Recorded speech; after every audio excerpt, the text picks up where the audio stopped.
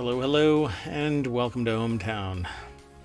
This is Season 2, Episode 254 for September 11th, 2023. Tonight we're going to discuss the Digital Afterlife, the smallest VR headset, vampires suffer from supply-side shortage, larger trucks on roads not prepared for them, we're just a hairless version, McDonald's to get rid of self-serve soft drinks, East Coast ramps up wind farms, build a better potato, and better bugs attack. Ancient irrigation tunnels, and Roomba goes for a drink.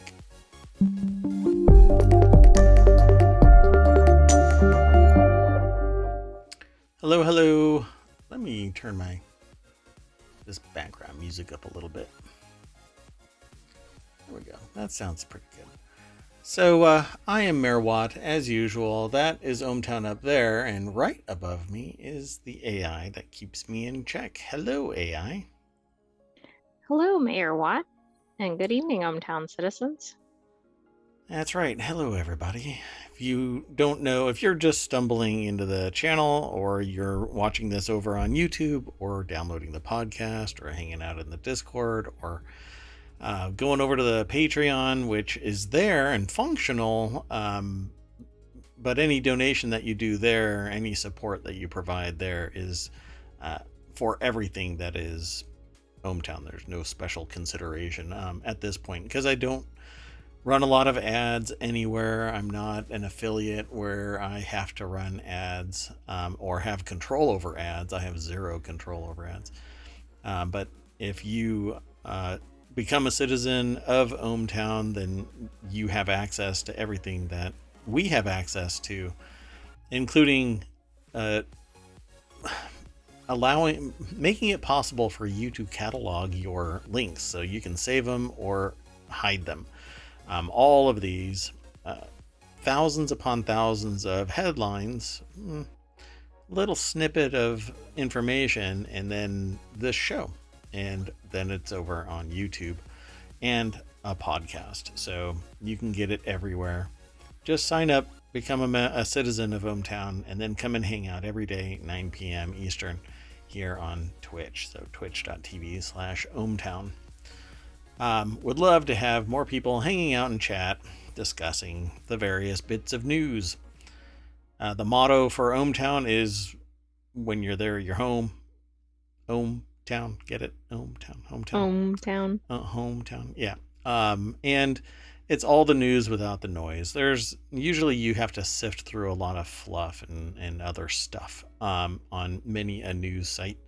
But here we aggregate a bunch of news headlines, a little snippet. You come here and hang out and talk with us. We add some context.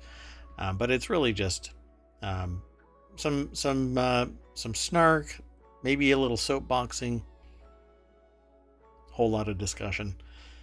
Maybe a lot of soapboxing.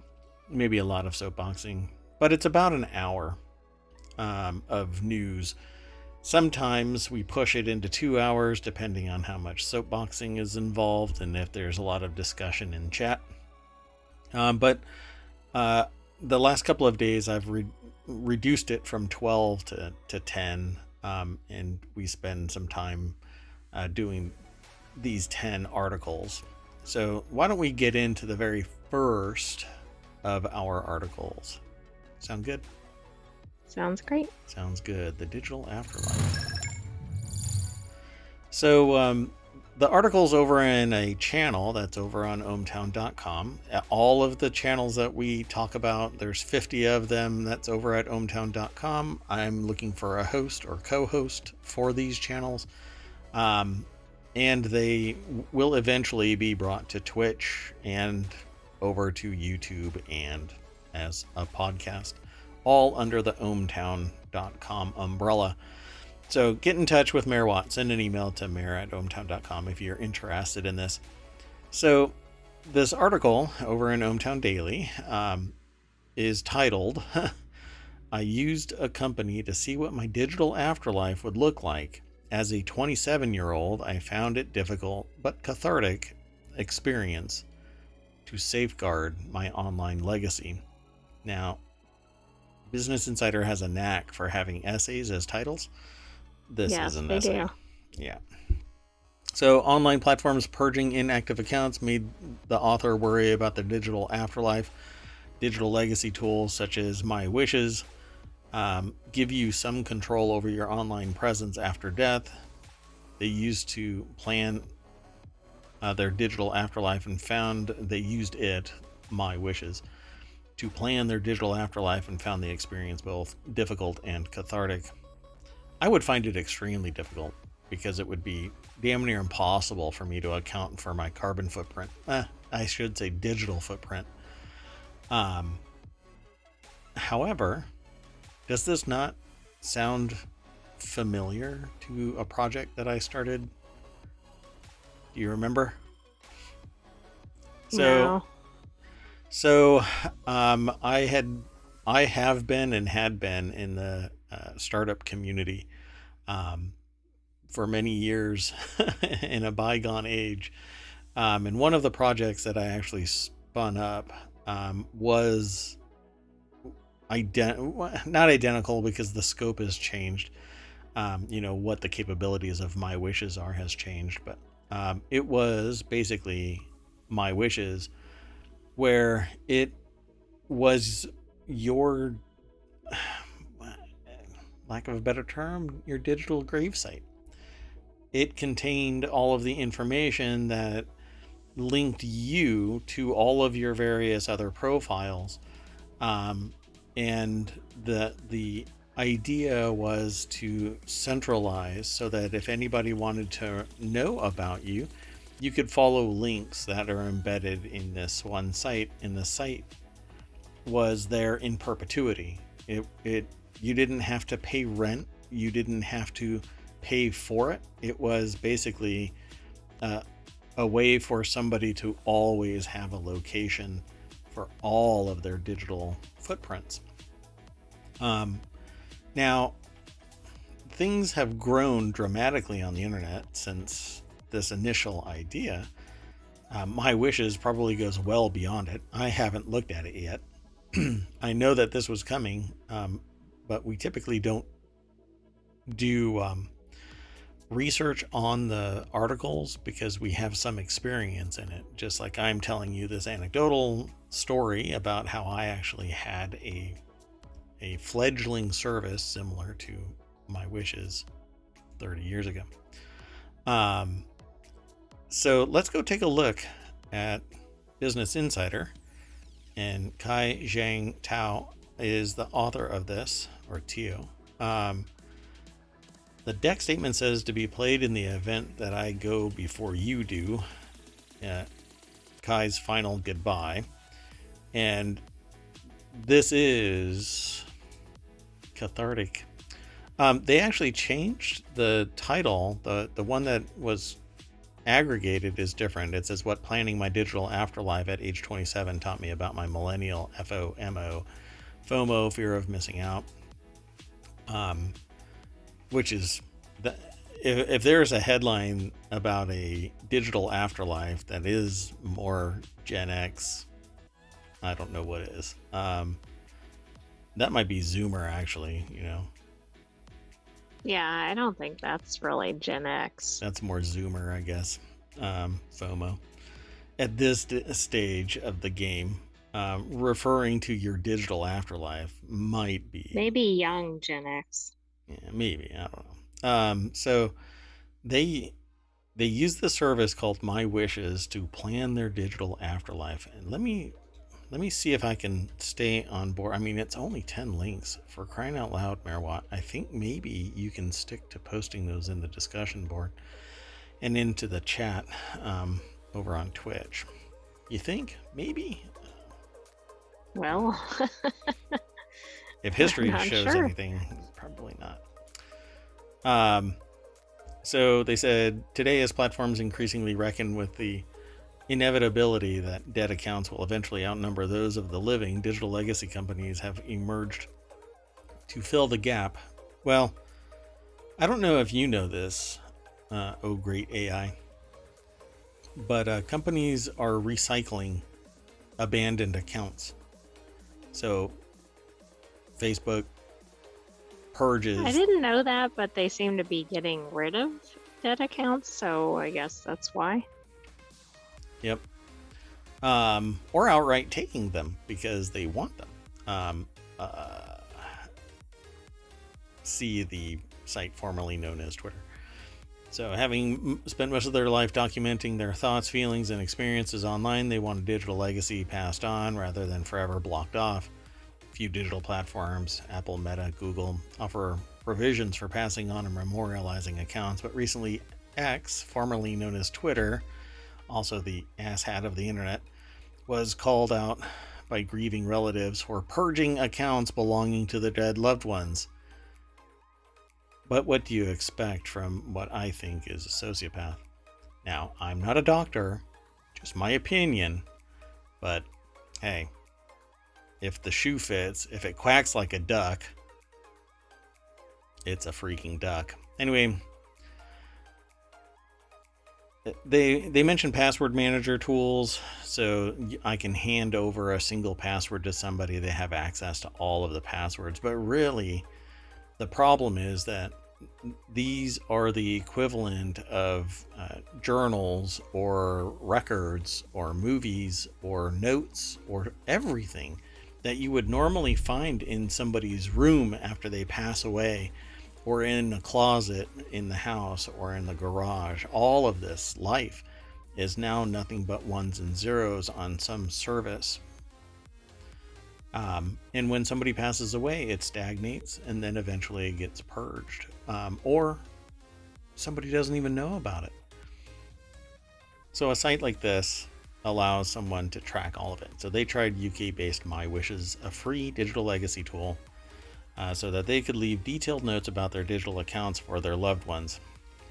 I would never, in a million years, put anything related to passwords in My Wishes. I do not care how up and down they scream in the aisles that they are secure from end to end, blah, blah, blah.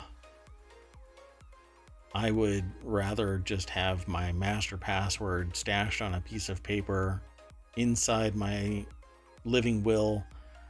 And if I pass away, someone I know and trust and care about knows that they can go and open that envelope and get my password, and that will unlock a password repository. So James Norris, the founder of My Wishes, told the author of this article that when he started the company, then named Dead Social, it was likened to science fiction and even compared to Black Mirror in 2014. But the normalization of memorialized accounts and grieving online have made the prospect of planning your digital afterlife far less absurd, he added. Again, I did this back 30 years ago. And back then, it was much more limited because everything that has transpired over the last 30 years didn't exist. So what began as a way to come up with a digital will led them down the rabbit hole of planning their own funeral. So they did everything inside this. Maybe even linked it to accounts, a collage of features on My Wishes, including a digital will, a funeral playlist, funeral wishes, and goodbye messages. This is stuff that people do when they are planning their funeral and they get it down. They're not normally at age 27. No, but I mean, see, the thing is that you don't know when something like this might happen. So if it only takes you 15 minutes to bang this out, then you've got something. For me, I'm not interested in any of this. All I'm going to do is have an instruction. Here is my password, and wipe my internet history.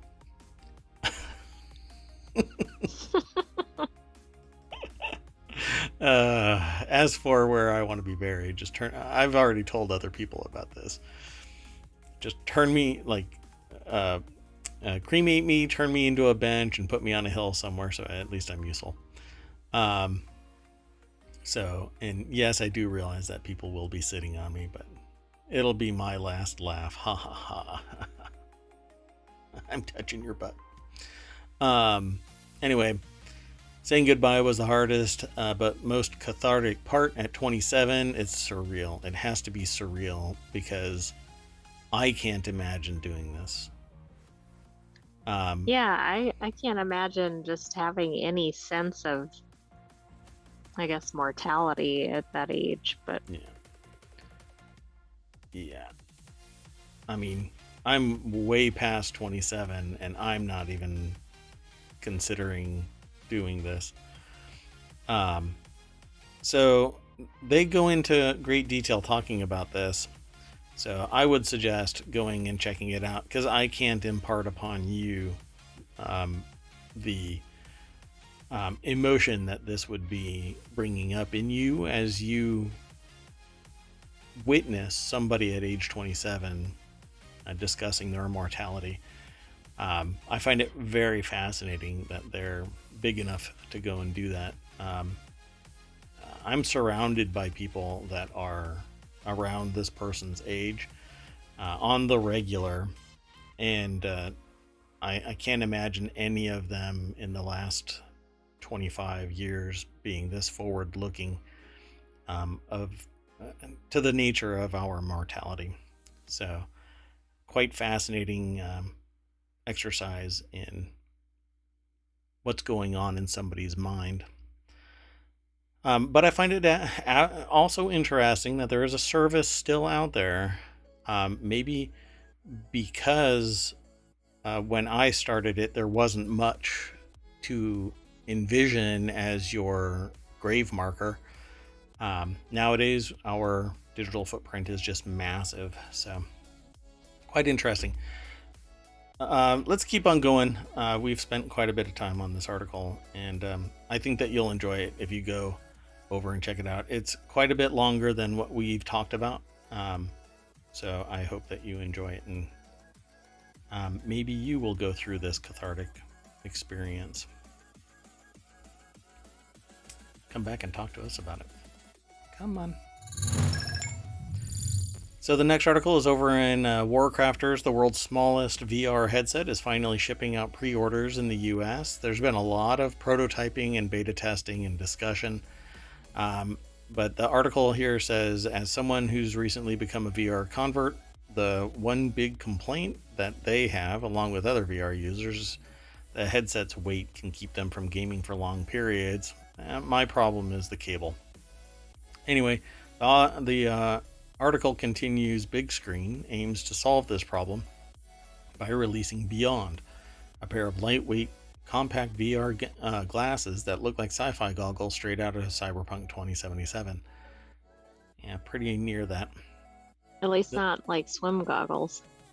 No, but see, we're kind of poking fun at Apple when we say this, but the Apple headset is massively more advanced than anything that Big Screen Beyond it can muster up. Just the complexity, the technical sophistication of the Apple VR headset. I'll just call it Apple VR headset. Compared to something like this, it's literally apples and oranges. So the Big Screen Beyond only weighs 127 grams, which makes it nearly 4 times lighter than their favorite VR headset, the Meta Quest 2. But it's something unique because the way that this works, this is an article that's over at PCGamer.com. George Jimenez, Big Screen Beyond might solve the most annoying thing about using VR headsets. Again, they say that it's weight. My complaint will forever be cables. And this is actually, it has an umbilical. So you're tethered, and that's the most frustrating thing for me. I can take my Pico 4s and I can go anywhere that I have a Wi-Fi 6 connection, and I have VR to my computer. I don't have to be at a computer. I don't have to worry about a tether. I can go room scale simply by going into an empty room that has nothing more than a Wi-Fi hotspot near it, and I'm getting 400 plus megabit connection. So it's spectacular. But Big Screen Beyond reduces everything down to a custom interface that is put into place by scanning your eyes, your face with your phone, and then sending the topology to Big Screen. And they make this custom interface. So let's talk about that for a second, and I'll be quick. Is that the only one that does that? It's the only one that is commercial ready, yes. Others are attempting to do this, but Big Screen Beyond Big Screen is really the only one who has turned it into a system. And several people have tried it out. I think that's, sadly, it's Bradley. I think that's their YouTube name. That's a funny name. I think that's who it is. Yeah. Very chill YouTube channel. I think that's what their name is, but I recognize them. The thing about it is, so it has all of its guts reduced in size so that it sits right on top of a foam, and it's not really foam, it's high density, the packing material where it's the little balls. Yes, but it's basically that, but it's high density styrofoam, and then everything is mounted onto that, and then you can put that on your face, and instead of having these big glasses, you basically have glasses. It's pretty cool. It's all hardwired though, so you're not going to get any customization beyond it. If something messed up in the translation of this data, or you took your glasses off, you're going to have to figure out some other way of being able to put your glasses on. And that's usually not the case. You'll have to get custom lenses put on the VR headset. You know what? I bet this cuts down on VR sickness because it's actually shaped to you. Yes, and that's normally brought about because your eyes and your semicircular canals and your other senses, physical senses, are disconnected from the reality that you see, as well as what your eyes are seeing. And so when everything is lined up perfectly, you don't get any distortion. Or I should say, only the very edge of your view has distortion.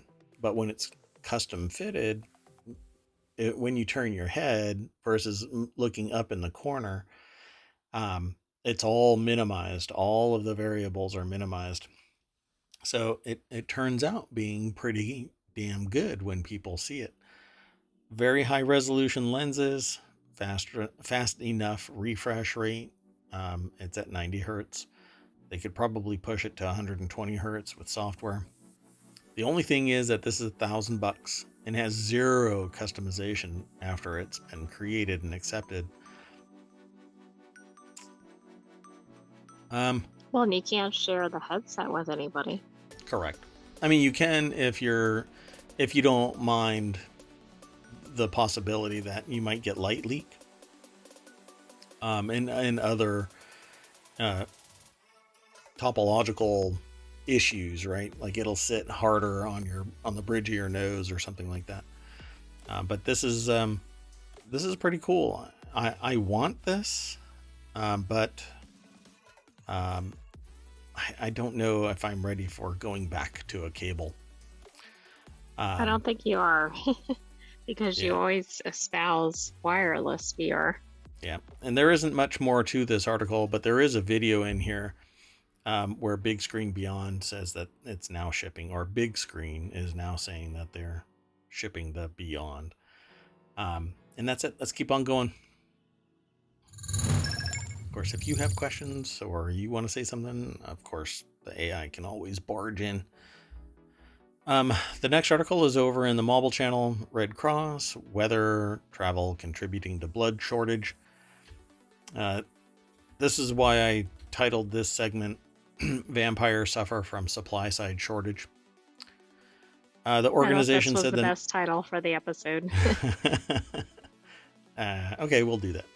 The organization said that the national blood supply levels have fallen by nearly 25% since early August, which potentially threatens those who need emergency blood and those who rely on blood transfusions for conditions like cancer and sickle cell disease. The organization noted that climate-driven disasters have further strained the supply and is calling on donors of all blood types to step up. So there's our PSA for everybody. Go out there and donate if you can. Yep, if you're eligible. If you are eligible.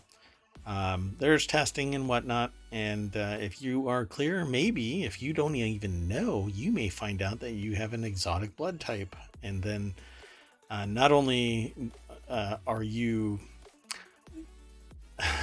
you mean like a universal donor or something, or something different? Or RH positive, negative, the type. The rhesus factor. Yep. There are people that have more exotic factors. Even like I don't know all of them, but my understanding is there are some that are not the normal alignment categorization. And so these more exotic ones are in not demand, but they are appreciated more because they have these certain characteristics. So I know that they heap praise on people donating. In some places they give you a shirt and a snack, an award when you hit certain levels. I don't know if you can donate for money now. At one time you used to be able to. You can donate plasma for money, but I don't think normal blood drives are for compensation. Right. But they might be handing some freebie out and with a sponsor or something, like whatever, free movie tickets or something. Yeah, free big screen Beyonds for $1,000. I don't think so. No? Well, hey, here's to hoping, because I'll go donate for that. No. I'll do it for a glass of orange juice. All right, so the article, though, is over in The Hill. Lawrence Forza is the author, and they've got a picture of somebody tapped right now. And if you look hard enough at this picture, you can actually see a vampire with a big gulp straw on the other side, just out of view in the shadows. Yeah, it's pretty neat. You have to look hard, but definitely just take a gander. So the organization noted that climate-driven disasters have further strained the supply. The need for blood is constant, Young added. Every 2 seconds, someone in the U.S. needs blood, an often invisible emergency that the rest of the world doesn't see behind closed hospital doors. Now the urgency has only heightened. And it doesn't last forever, folks. So, well, that's the problem. Like they might have a big effort. Everybody goes and donates, but then everybody stops donating. Correct. Yeah. Everybody works together when there's an emergency. Okay, so sorry, Crazy Cat Lady just came into the chat and said, "Did you get some of the good smoking stuff today?" LOL. Wait. So what did you hear? I'm curious. I want to know. It must be because you were seeing vampires in the photo. What? Is it just me then? You don't see a... Yeah, I think it's just you. You don't see a vampire? Okay, so you don't see a vampire on there's that little the little hose going off and they're like that, like under a big gulp dispenser at a 7-Eleven? No? Oh. No. Oh, man, my medicine is working really hard today. Okay, everybody, go donate. Vampires need support too. And it's almost Halloween, so. The next article is over in the Mobile Channel. Local officials call on Congress to reject larger trucks on highway. I'm going to do this really quick because this one is... Well, there isn't much really to say. Companies are seeking the ability to add extra trailers to the back of trucks. And I know of only one country that facilitates that at this point, and that's Australia, that has land trains. Crazy Cat Lady can't donate. You have a platelet abnormality. We all do. We We're all all have some abnormal in our own way. abnormality. I'm seeing things in pictures. Hey. So this article over at The Hill, Olafimihan Ocean, I always mess up their first name, um, put this article together for The Hill. It says local officials calling Congress to reject larger trucks on highway. The land trains in Australia are upwards of 4 trailers attached to one tractor. And that's the Are they whole. in populated or unpopulated areas? Do you know? They typically are sent long haul into more rugged. Well, there are roads out there, but it's usually trying to get bulk, um, mass quantities of supplies to some region. But the roads are built so that it can support that. And here in the States, we've never broached that. We have to be so careful about transporting heavy materials that they're a whole special operation where somebody goes out and makes sure that the roads can handle certain weights, and then certain trucks can go through that when they're transporting things like containment vessels and stuff like that that are much more ruggedized. Um, well, typical bridges can't handle that, and I'm not talking about like maybe not even like the Golden Gate Bridge or others well-known massive structures can't handle something like 4 tractor trailers on one truck, because the concentration. I actually um, read about and watched a forensic analysis of a bridge that used unique construction methods, and because a single truck that was full to the brim with rocks rolled over a certain section of it and then paused, slowed down too long, it caused enough stress that the entire structure collapsed. So this whole endeavor to try and concentrate, again, it's trying to move mass quantities beyond the intended limits and design specs for transport. Why? Because it's a whole lot cheaper to throw 4 of these things together or 2 of them together when you're normally paying for 1. And then that driver now has the liability hovering around them that they're going to be pulling 2 trailers or 3 trailers or upwards of 4 trailers um, in a region that may or may not be able to handle it. And it changes the perception. People would have to be specially trained to understand the physics of this. Timing changes, expectations change. Well, stopping distance. I mean, there's smaller highways. Yep. There's just a lot of variables. Yeah, when a lane change comes and you've got 2 or 3 of these things, yeah. Now, if there were special roads in certain venues where this thing was designed to transport, then fine. But it says the rule changes are part of the Safer Highways and Increased Performance for Interstate Trucking or Ship It Act. They worked so hard to get Ship It, like the Freedom Act, that kind of thing. They worked really hard to get this name.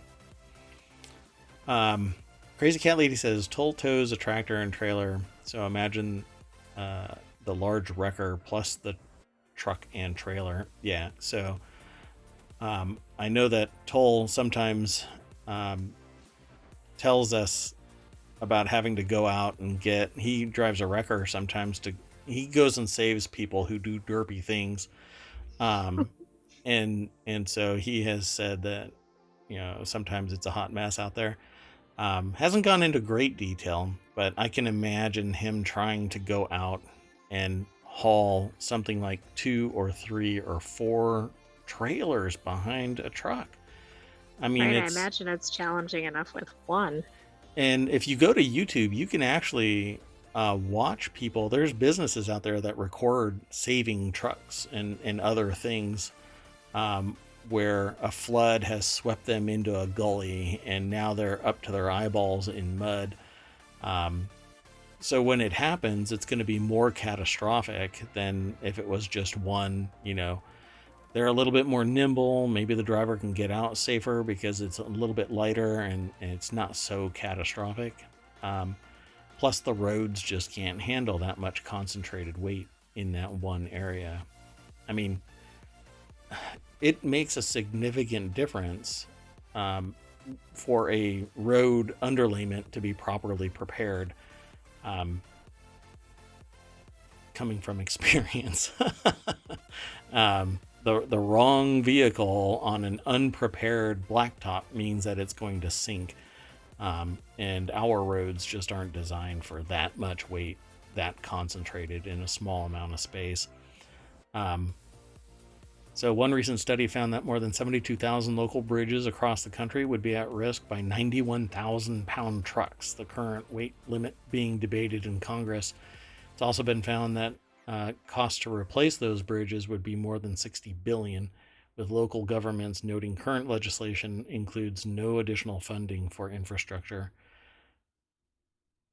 Yeah. And all of Yeah, the so I don't know that we're there yet. And the thing about this is, let's say government leadership gets lobbied hardcore and they actually decide that they're going to fund this and infuse another 60 billion into the system. That money goes into the system and stays there for an extended period of time until inflation or deflation and other economic controls can pull it back out of the system. But by that time, this is a one and done fiscal instrument, and then it's out there wild. And when it's all in, when the monetary supply is increasing, this is what you end up with, where everything is increasing in value, starting at the supply side, at the very raw material supply side. That's where the increases have already started, and we end up seeing strata increasing their prices so that they can get more of that money that's out there. If everybody's buying it, from supply and demand economics, if everybody's buying it, that means I can raise my price until people start balking. And that's because there's so much money out there that people are spending it, but they're spending it on stuff that they need, not Yeah. necessarily willy-nilly. Well, and they don't think about all the other expenses too, like the maintenance or the downtime on the roads, which adds costs, etc. Yeah.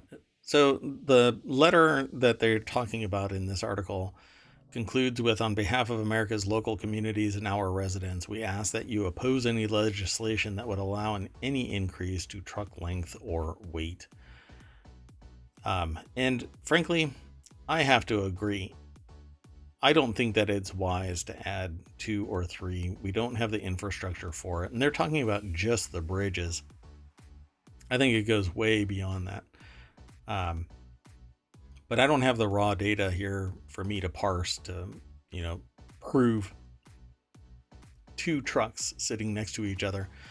I mean, cement And I changes. don't know how many bridges there are, for instance, but I haven't looked at that stat. Oh yeah, we'd have to pull some. Well, I mean, this right here says found that 72,000 local bridges across the country, just local. We're not talking about interstate. Exactly. There's 617,000 bridges in the US, apparently.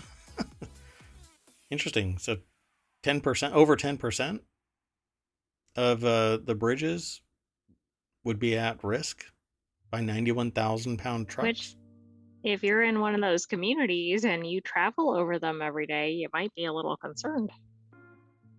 Yep.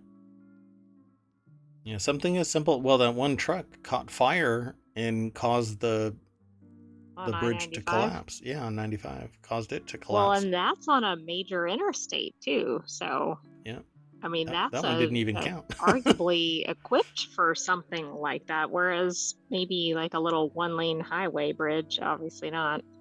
Yeah. Although, I mean, the reason why it failed was because of fire, but it was still that weak to something that wasn't expected. I think a 91,000-pound truck. My God, 91,000 pounds. That thing wouldn't stop for the width of Wyoming. Right. Well, that's why I mentioned stopping distance earlier. I mean, think about a major highway and think Yeah. of the traffic jams and when everybody comes from like 80 miles an hour to zero. Yep. I mean, that's going to be a problem. It's going to be catastrophic. And there's too many numbnuts out there to, hey, look, it's a big truck. Let me slam on the brakes. Ha ha ha. It'll make great content on my YouTube channel. Let's keep We're going. not condoning that. Well, we're not. No. Mayor Watt would never condone idiocy. I mean, yesterday I was saying that we really should be a little bit more embracing of taxes when it goes to education, because we want a generally intelligent, educated population. It stops all of the problems tied to, you know, coping skills and opportunity and equity, inclusion, the ability to communicate and make a cogent statement, unlike what I'm trying to formulate right now. It saves, it stops crime. It increases the general wealth of everybody that goes through the educational system. But no. Anyway, the next article is over in Technology Today. Plan to scare off monkeys by mimicking their natural enemies may work, but not for the reasons it's supposed to.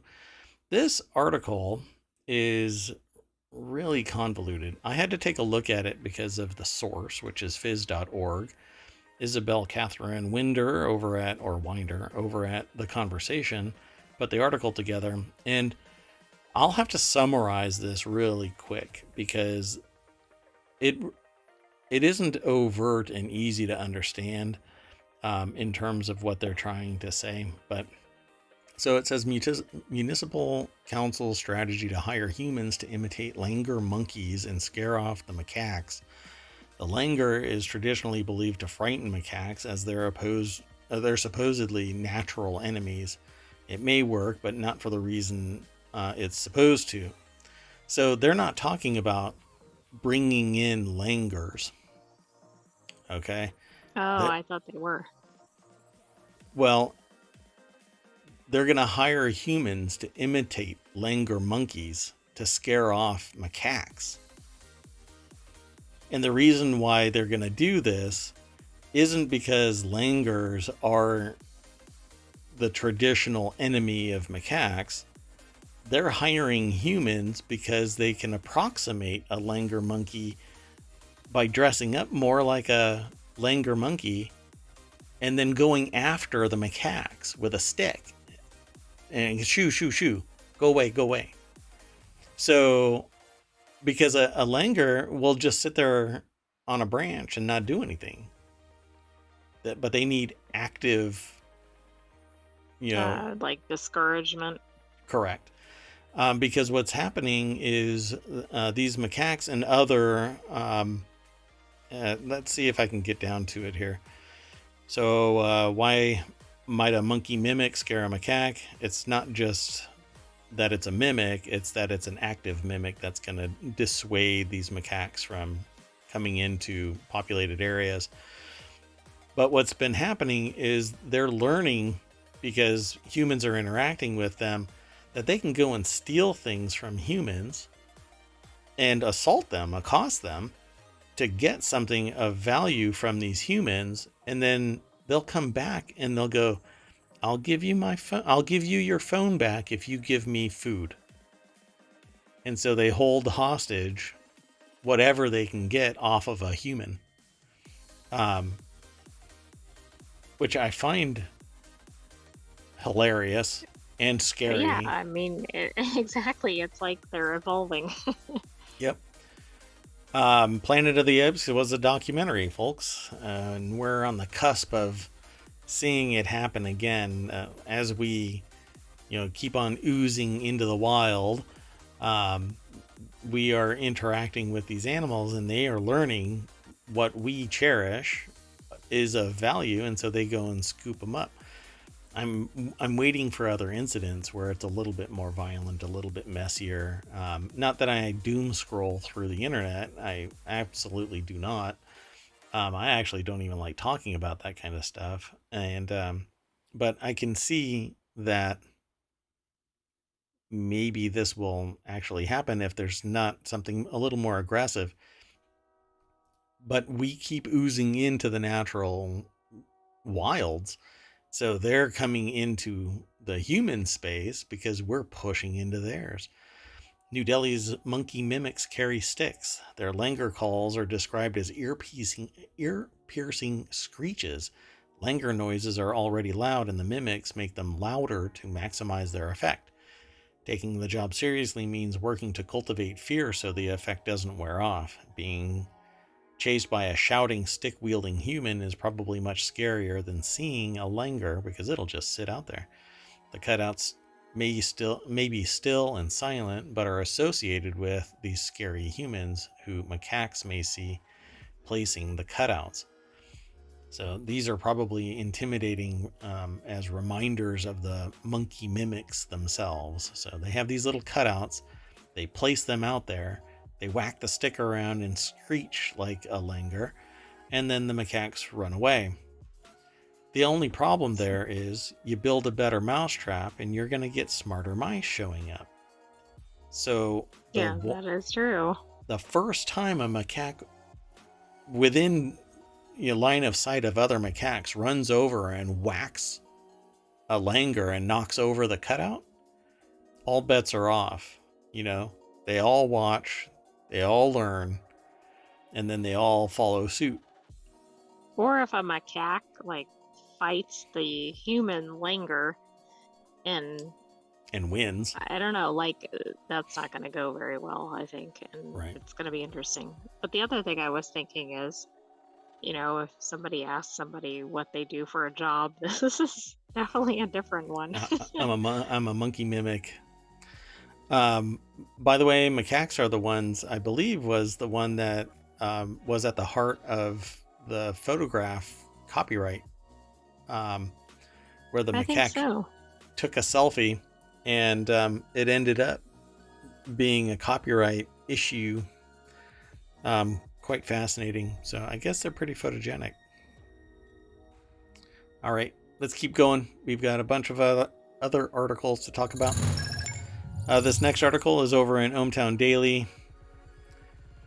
You found it, right? It's a macaque, isn't it? It was a macaque. Yeah. And they were very photogenic. It was a great shot. Anyway, say goodbye to self-serve soft drinks at McDonald's. That's right, folks. You can't have nice things forever. And I was told back early 2019 that the era of cheap food is over. We're witnessing that. And now they're reining in even the drinks at McDonald's. Self-serve soda fountains allow consumers to refill multiple times at fast food restaurants, but McDonald's said it's phasing out soda fountain machines in dining rooms across the U.S. Franchisees say shrinking dining room visits and food safety are factors in pulling the dispensers. Yeah, right. It's about money. It's about money. Unless they're getting rid of the dining rooms, then I can buy into it. But why have a dining room? I've long wondered why they have those even before the pandemic. But well, I mean, people used to go and sit there. We've been dissuaded from going because the pandemic for 3 years, roughly 3 years, and now the prices are so damn high. You're not sitting around in a McDonald's. Because if you can afford to eat at a McDonald's now, you can go to a regular restaurant, not a fast food restaurant, and sit down because it's $40 for a family to go there. Anyway, dollar items are vanishing at McDonald's. The next thing to go, self-serve drinks. Nancy Luna over at BusinessInsider.com put this article together. That's actually a small one. I thought that I guess they vary in size and shape. The ones that I've seen were bigger than this. But anyway, McDonald's is getting rid of the self-serve soda machines, folks. Yep, it's the end of the world as we know it. McDonald's, Do you quote, feel fine? No, I don't feel fine. Actually, my eyes is bothering me again. McDonald's will be transitioning away from self-serve beverage stations and dining rooms across the U.S. by 2032. It's quite a ways out, but start filling up now, folks. Just go and get like a 20-gallon trash can and just pour straight into it, because you're going to lose all of your carbonation. Anyway, oh, my eye is really bothering me. So, the change is intended to create consistent experience for both customers and crew across all ordering points. Pardon me. This is the least professional thing that I've ever done on my stream.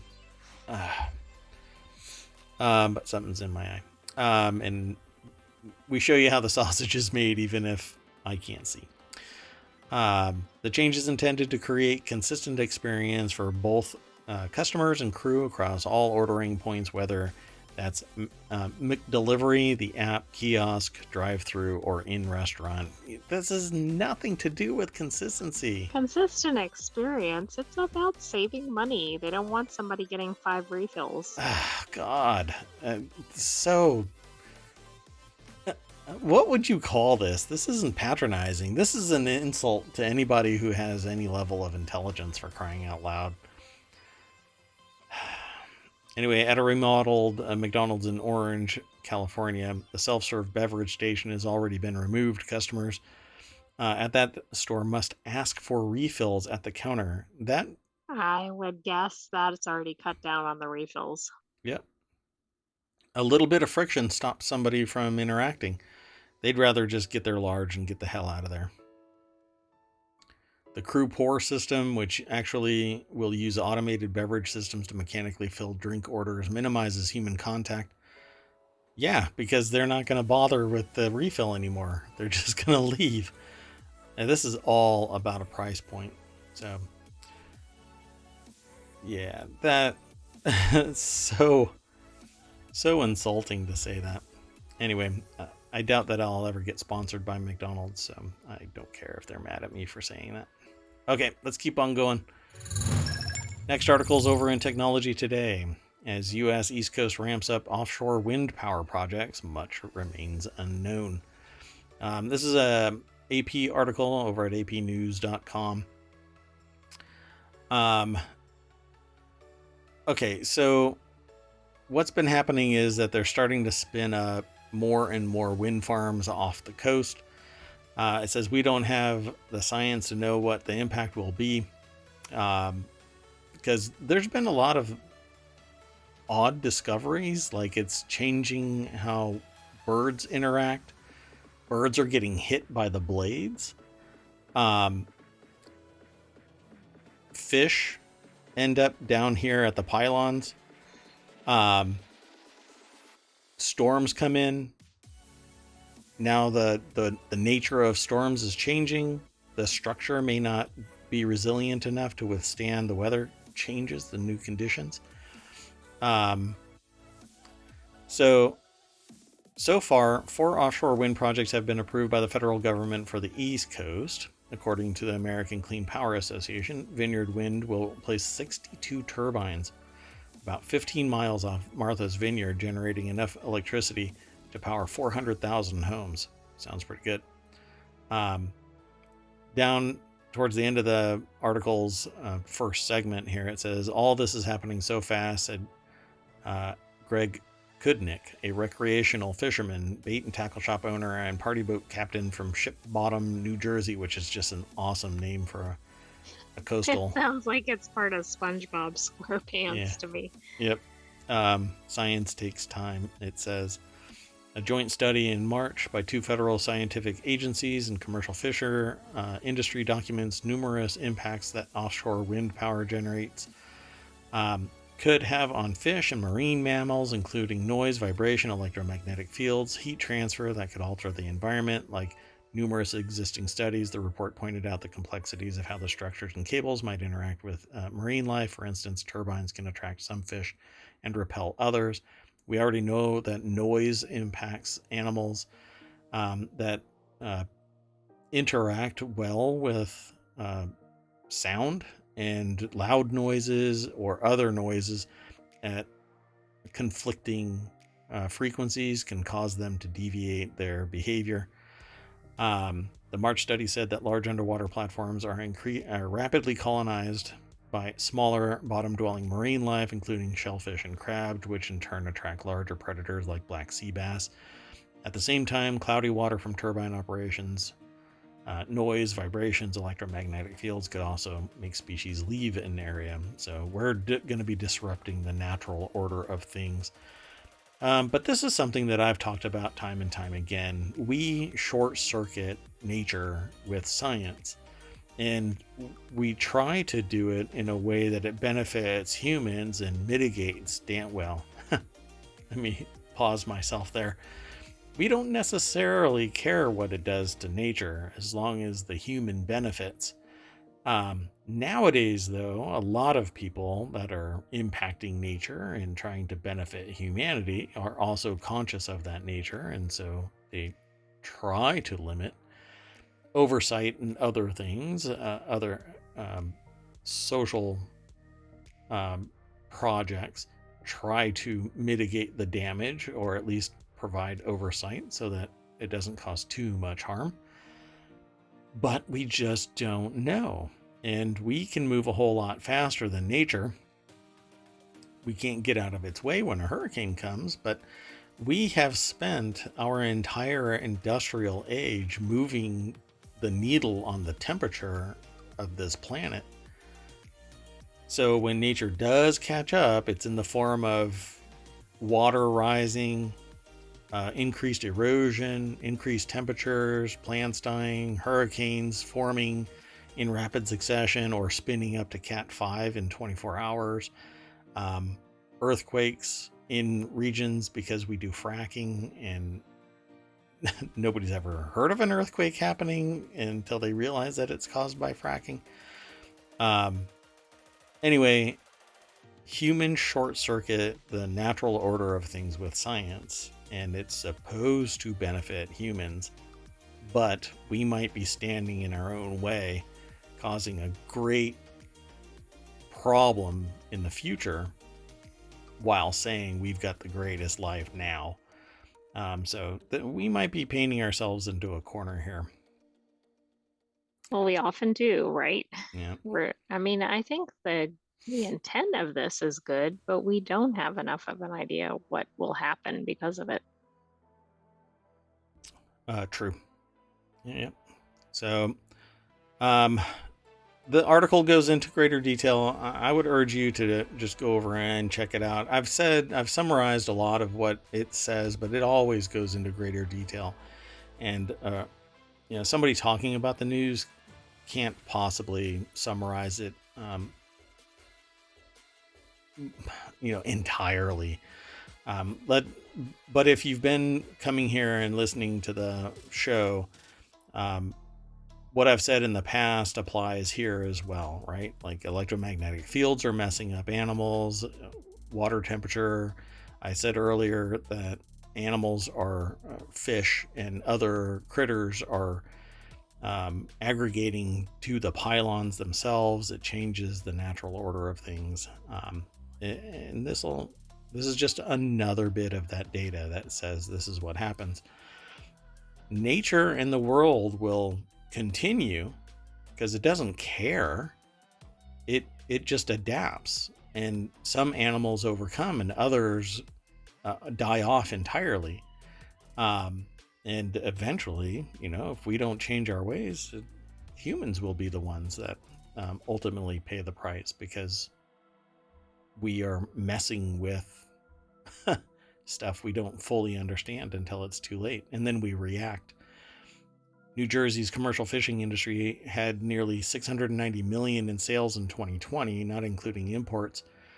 According to the U.S. Commerce Department, the recreational sector generated 724 million in sales that year. If this impacts it, then we'll find out as we keep on spinning up these generators offshore. I hope that ultimately nature and humans adapt and it doesn't cause any long-term problem, because we need power, we need green power, we need renewable energy. I am hoping truly that we end up with fundamental science that shows us a way to capture at greater efficiency solar and have the ability to store it, or we're going to end up having to rely on micronuclear plants in communities, because can you imagine the uproar? Yeah, I mean, people would have a fit the moment that somebody proposes that for real. So let's keep on going. We've got a few more articles and we'll be done. We only have 10 today. That might be the new normal, by the way. The next article is over in the Mobile channel, Potatoes with the Right Antennas. Origin of novel broad resistance to late blight found in wild potato relatives. So this is another one where I'm going to summarize the information. But the snippet says, all over the world, huge quantities of crop protection agents are sprayed to control potato blight. Okay, when they say crop protection agents, it's chemicals. They're spraying chemicals. The mechanisms of resistance of potatoes need to be better understood to make growing this crop more sustainable. Researchers at Wageningen University and Research, together with their colleagues at Tübingen and Norwich, have now taken an important step. The research has been published in the journal Science. So it says here there is continuous arms race between the potato plant and phytophthora. Try and say that fast. Phytophthora. I'm afraid that might turn into something way off base. I cannot say that fast. Says Vivian Vliehauers. Man. A plant scientist at WUR. Oh, before I go too far, this is from the university. Wageningen. I cannot pronounce this right. Wageningen University. I said it earlier. Doggone it. An invasion of the fungus, actually a oomycete, immediately triggers a number of defense responses, such as making a leaf die off in a controlled manner to stop the advance of the disease. However, phytophthora is able to repeatedly bypass these defenses by means of mutation.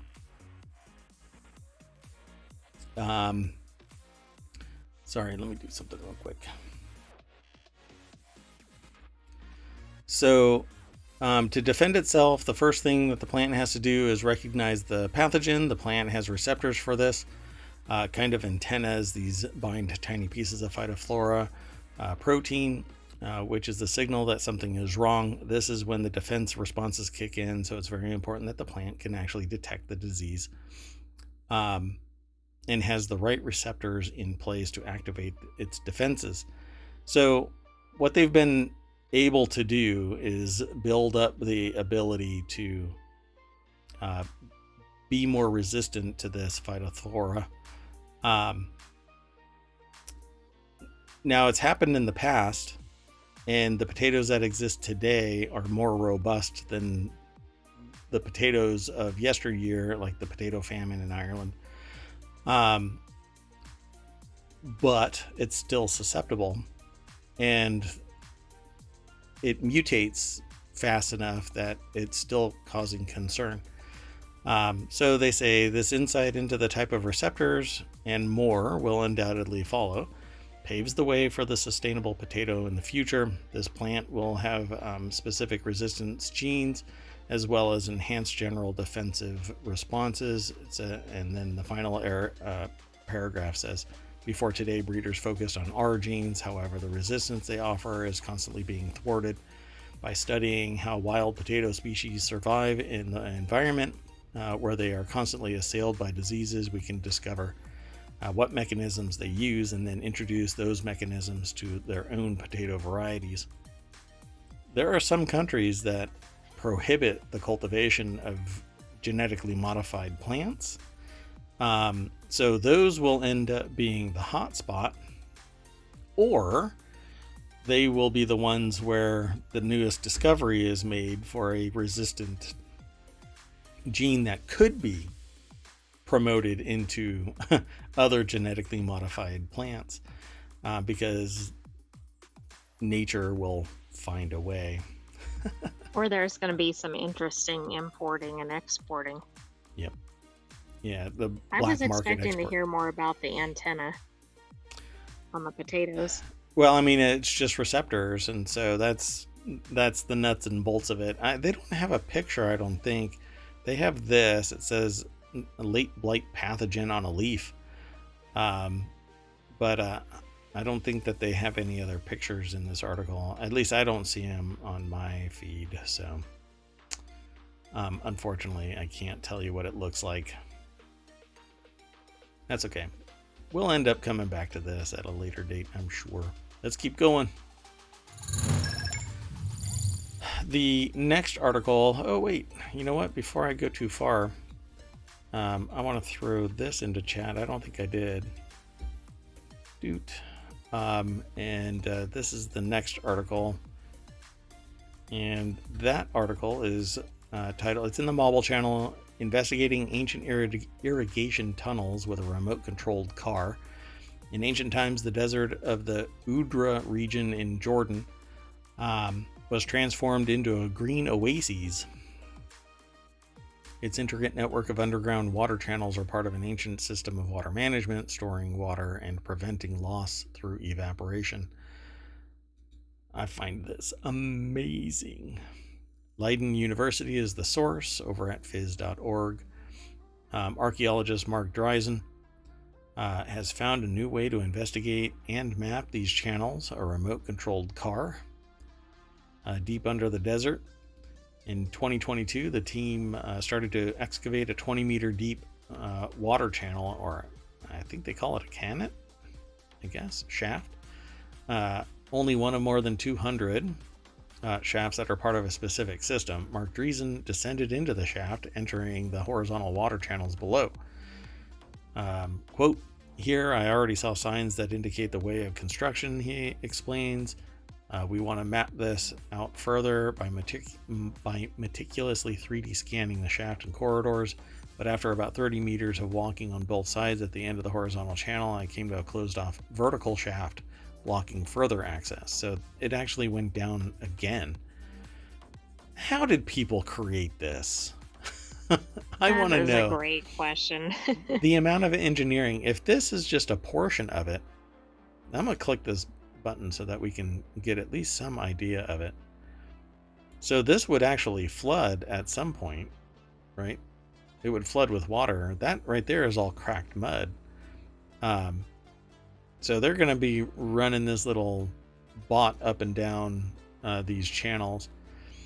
Now I'm curious about the descending channel.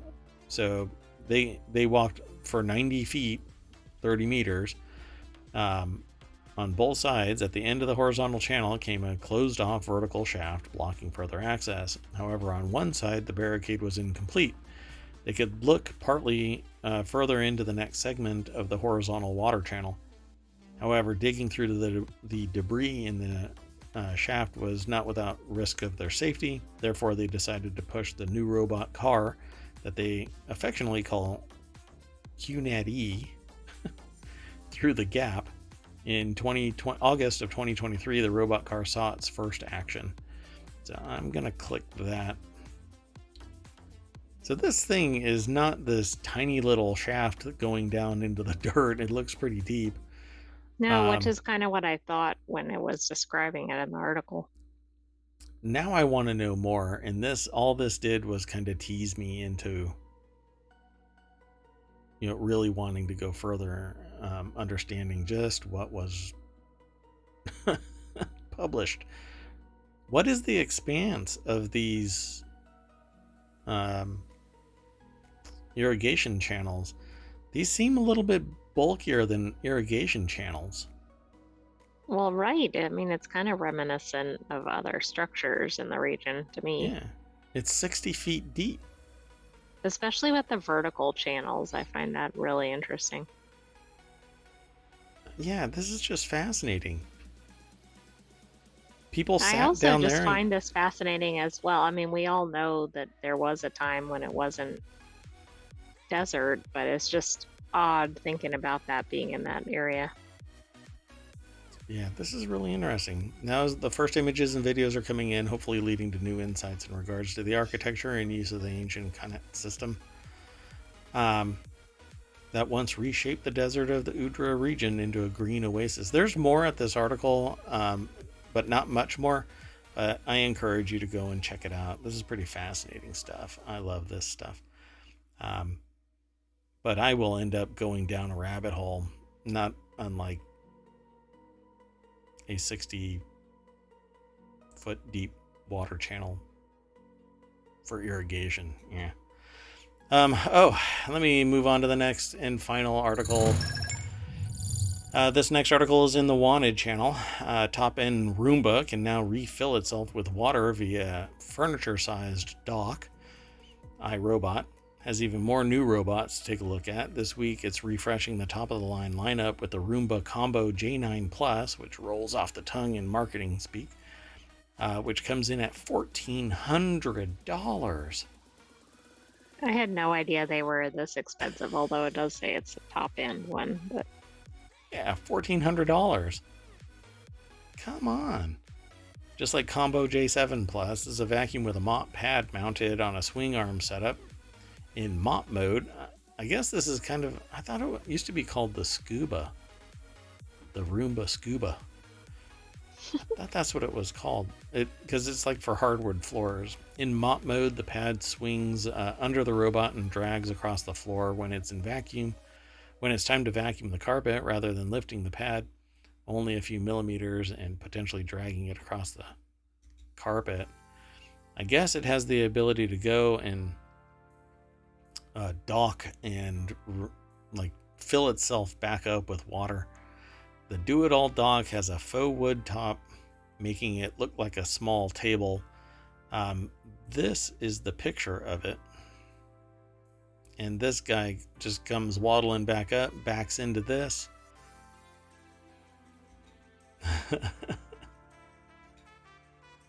Got a bunch of pictures.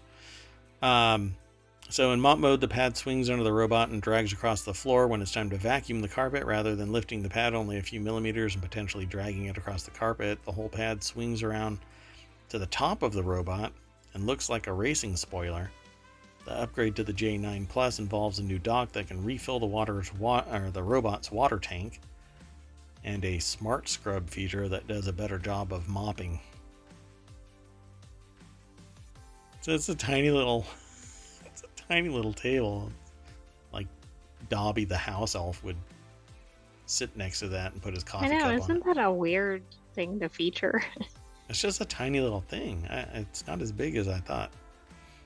But apparently it has all of the supplies and bric-a-brac that goes into this device so that it can run around and sweep. I think it's a great idea. My only problem is I've seen too many like horror story pictures of Roomba not quite getting the picture of what happened on the floor.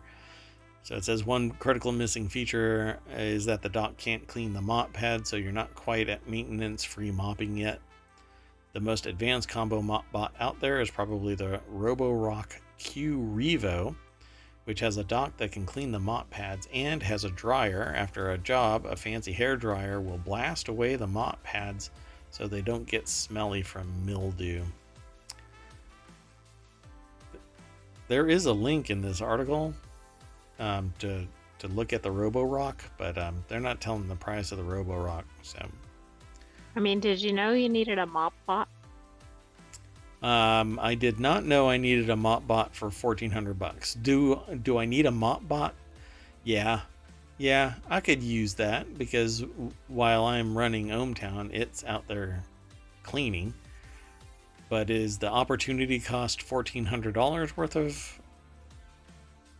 By the way, I did not. I didn't throw this into the chat, and I didn't give credit where credit is due. So let me do that real quick. This article was written by Ron Amadeo over at arstechnica.com. And there, as usual, there's a little bit more detail over there. So definitely go check out the pictures and read a little bit more about it. What all it's capable of doing beyond what we've kind of distilled it down to. 30 days of liquid refill. I don't like water standing around for 30 days. No, I don't think that's a good idea. Yeah, I don't know.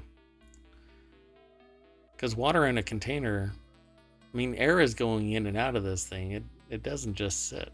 It tends to get a little messy. Anyway, that's it for today, folks. That's all 10 of our articles. So I'm going to drag everybody back to Main Street. And then we click the welcome sign. ohmTown means welcome. And kind of parse through this real quick to see if there's anything that we really want to talk about. YouTube Music is working on a HomePod integration. Great. Twinkies Maker Hostess bought by food giant Smucker for $5.6 billion. Hey, guess what, folks? Twinkies are going to go up in price and get smaller within 2 years. Guaranteed. Go take pictures and get data now because within 2 years they're going to be more expensive and smaller. Well, they also have a long shelf life, so maybe you should do a mini stock up if you're a Twinkies fan. They got to make back that $5.6 billion within 5 years, and the only way they're going to do it is constraining how many are out there, raising the price, and making them smaller. Let's see. What else? Hulk fans misunderstand one major thing about Banner's angry alter ego. Okay. I don't know. I might take a look at that snippet. Where Ahsoka was during Revenge of the Sith. Was she in the movie? Was she in the movie? Okay. I don't know. Was she? I don't recall. I don't think so, but now I'd have to rewatch it. Was Ahsoka somewhere hiding out somewhere in one of the battles, on the screen, but not named? Maybe so. Very interesting stuff out there. Oh boy. Toy Story characters hit the gridiron in Disney bid to woo young viewers to NFL? This is getting really busy. Oh, that's interesting. Very meta. This has happened before. There was another attempt to try and get kids interested in sports. That's right. I forgot about that one. What was it NFL or was it baseball? I think it was something else. I don't think it was NFL. Yeah, I don't know anymore. We'll have to look into it, but we will grab another 10 to 12 articles and we'll talk about this tomorrow, 9 p.m. Eastern, like we do every day. In the meantime, I am Merwat. That is halfway down ohmTown's front page. I am Merwat. That is ohmTown.com. Up there is the AI that keeps me in check. You can't wave. You have to. But I like waving. You can't wave. My visualizer doesn't wave, so. Well, it is a wave. Wave. Good night, ohmTown citizens. We will see you tomorrow at 9 p.m. Eastern. That's brilliant. See you tomorrow, everybody. Bye-bye.